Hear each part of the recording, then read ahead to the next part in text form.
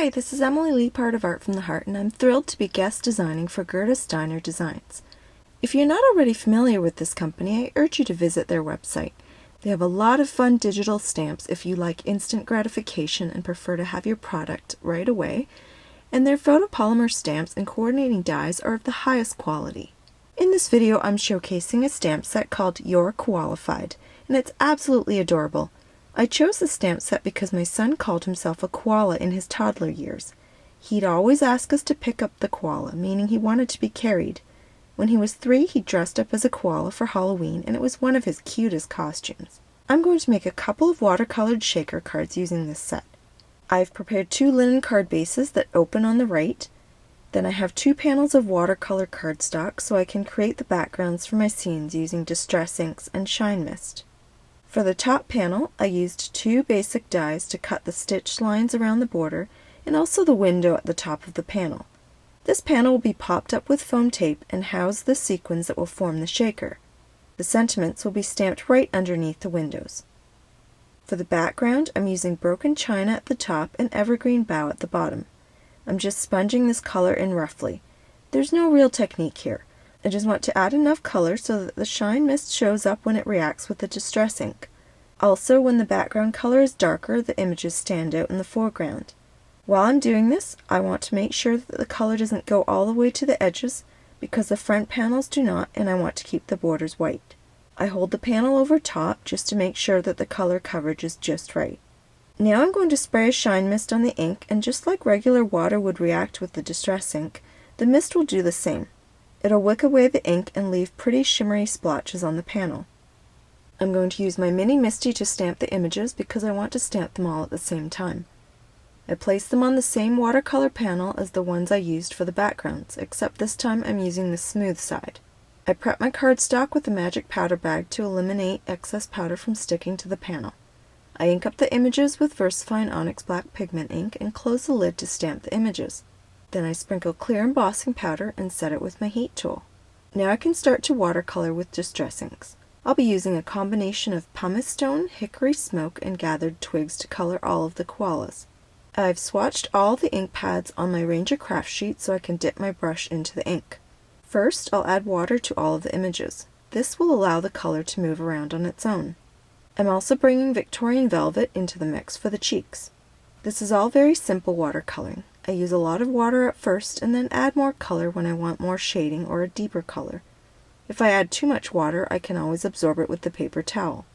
The final color I need is Forest Moss, and I'll color the leaves and coffee sleeve with this. When the panel has completely dried, I can cut it apart and die cut each individual image. Now I can stamp the sentiments on each front panel. I'm going to stamp Thinking of Eucalyptus first, so I'm going to place the 2 images in the window to help me gauge the position of the sentiment.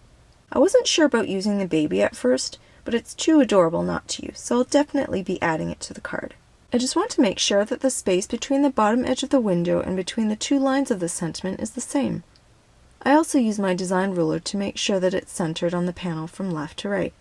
Since I want to heat emboss the sentiments to match the images, I'm going to prep these panels with the magic powder bag before stamping. Again, I'm using VersaFine Onyx Black Pigment ink, clear embossing powder, and setting it with my heat tool.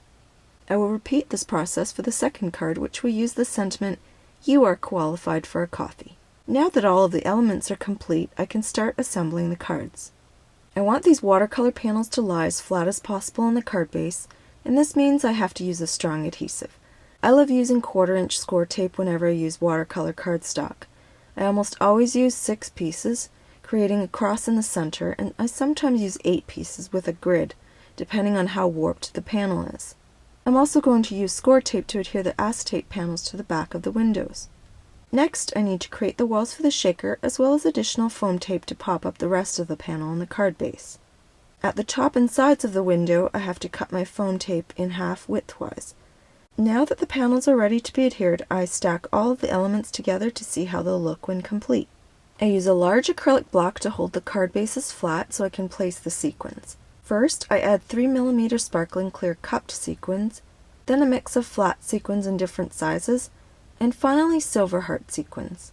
I don't have to include a lot, even though the windows are large, because the shine mist gives the illusion that there's even more sequins than there really are.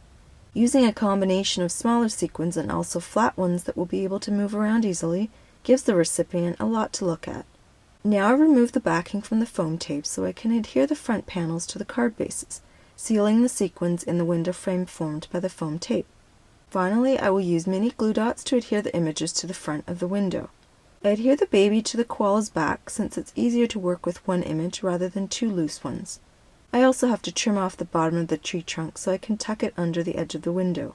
For the second card, I do the same by adhering the coffee cup to the koala's paw before sliding both koalas under the edge of the window and into their final position. Now both of my cards are done. Let's shake them up and see how pretty those sequins are. The shine mist on the Distress Ink background really adds a lot of visual interest, and of course the adorable koalas are a standout. I really love the bold sentiments too. Please refer to the supply links below if you're interested in any of the products I used in this video. You can also visit my blog for stills and more information about my cards. Thanks so much for watching!